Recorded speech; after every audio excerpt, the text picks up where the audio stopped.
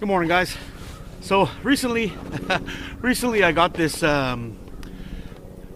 comment on one of my videos about a viewer telling me why you shouldn't carry a ferrocerium rod and why you should carry a Bic lighter.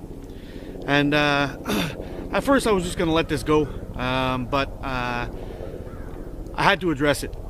So here we are out at a location that has a little bit of significance to me, because this is a spot where I almost froze to death, and I want to explain this. I know I've talked about this in a past video, and if you guys, for those of you who've been around here for a long time, I want to just show you something real quick.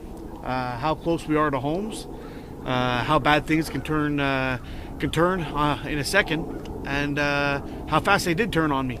And I want to tell you why a ferrocerium rod is something that you should carry, and pretty much why it is my primary, and I do keep a Bic lighter as my secondary fire source. So first, I want to give you a quick look at this. Here we are at the location where I set out on my trek, and this is how close we are to homes. Right there. See that? There they all are. Park over there.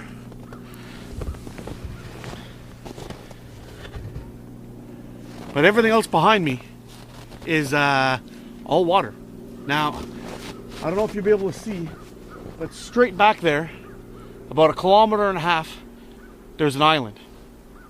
Now, I'm going to pull up a map here, and you're going to see the direction where I took. So our starting point is on this wharf, and we trekked out about 0.5 kilometers off that island to your left. So over on this side, we were straight up there. I was straight up there. I went out on my own. I was really into the survival deal back then when I first started ice fishing. I ended up packing my sled full of my fishing gear, some food, a Coleman stove, a bunch of stuff to go out there and have a good time and ice fish the day. But it was around minus 22 that day outside, and with the wind chill, it was probably somewhere around minus 30, minus 35, freezing cold. But being a dumb Canadian, I wear the ice on my beard as a badge of honor, and I figured, hey, no big deal. I've been out in cold like that before all day long. I could handle it easy.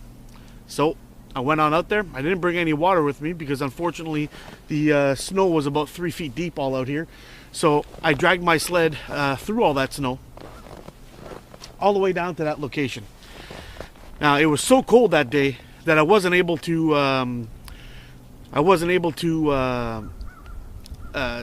light my Coleman stove. The check valve in one of my tanks froze open, caused a big problem.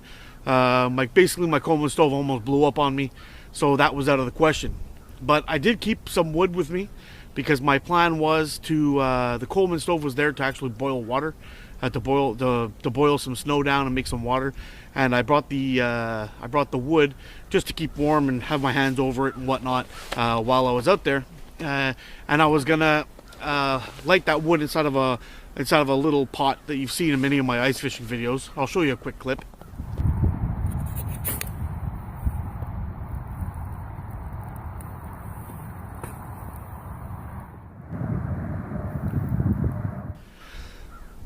But when I got out there, I drilled all my holes, shoveled some snow, and I started getting kind of dry mouth, and that was a quick sign of me starting to get dehydrated. So I was like, okay, I better boil up some water. So took out my Bic lighter, and this is where I had to. The reason why I had to address this, because one of the top 10 things that this viewer had said is that Bic lighters don't fail. Well, Bic lighters in extreme cold don't light. So first thing I thought was, well, I'm going to take that Bic lighter and I'm going to go ahead and stick it in my armpit, let it get it all nice and warm up. But by that point, from that long walk, that 1.5 kilometer walk through 3 feet of snow, I started to sweat, started to get really cold, started to cramp up. So I took that lighter, my hands weren't working properly anymore. I went to go tuck it into my armpit and I dropped it in the snow and it disappeared forever. Never found it. So now I'm starting to freak out. Didn't know what to do. I'm like, well, I gotta pack these things up and I gotta get out of here. And I was like, well, do I go to the island or do I go back to the car? Because I need to get some shelter out of the wind. I need to be able to get a fire started, or I need to get out of here. And I started getting pains in my calf, and my hamstrings started to cramp up, and I started to shiver pretty much uncontrollably, and things started getting real fast. So I dropped to my knees, took off my backpack, started rummaging through my backpack, and I found a ferrocerium rod. This one, which I keep in my car, attached to my Schrade SEHF 61. I got it attached there. I got it painted. This stays in my car with this knife as part of my emergency kit in my car. And while I was out there, I dropped to my knees and I shaved out some of these old pallet woods that I had shaved them all out into a pile of feather sticks, lit those on fire with my ferrocerium rod, got the fire started, and right there on the ice, got the fire started, loaded up the little pot full of these little blocks as much as I could to make the fire as big as possible. It lit, and I was able to get some water back onto the fire with my Pathfinder bottle, and I boiled up some water and started to drink some really hot tea pretty much as fast as I could to help me warm up from the inside, and to help rehydrate my body. Now, if it wasn't for this ferrocerium rod and my practice and my know-how with it, probably wouldn't have made it back. We're talking a half kilometer away when it was extremely painful and was making me trip and fall all over the place walking 20 feet. And through that kind of snow, and at that point how cold I was, and how I had gotten sweaty, and how my ego kind of put me into big trouble, was a very big eye-opener.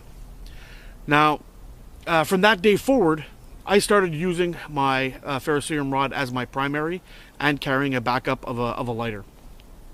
That helped me quite a bit, and now, as you guys have seen, anybody who's been following my channel for a while, you see I can get a fire started pretty damn quick with a ferrocerium rod with no problem. And to get to that point, I lit my son's birthday cake with candles with it. I light my barbecue with it every single time. I light my rocket stove with it. I light my propane tanks with it. I do everything I need to do with my ferrocerium rod, and I've got to a point now where I can pretty much light a fire anytime I want with a ferro rod. Now, the one thing that made me laugh the most was one of the topics were one of the reasons not to use a ferro rod was calories, because the extra calories it takes to strike a ferro rod in a survival situation could be costly.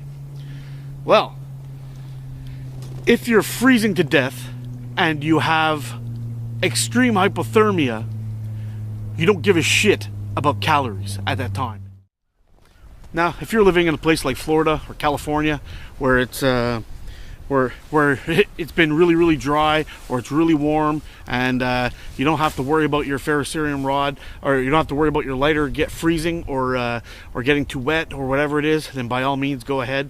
But up in the northern climates, Canada, where it's really cold, and you got your ferrocerium rod here, and all of a sudden you dump out of your canoe and you swim to shore and everything's all nasty, and you go ahead and you cover your ferrocerium rod here with a whole bunch of water. Well, here's what you do. Shake it off, and you're sparking in seconds. So I'm going to give you one good reason to carry a ferro rod, because a ferro rod is not going to fail. It is going to save your life.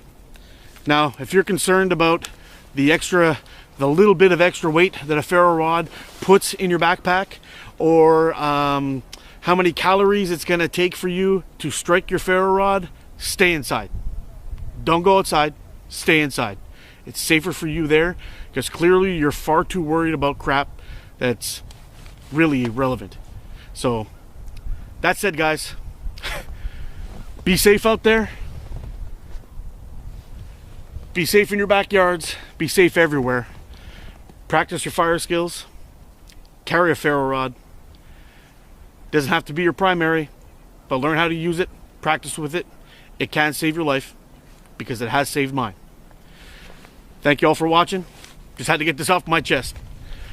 Talk to you again soon. Get out and explore.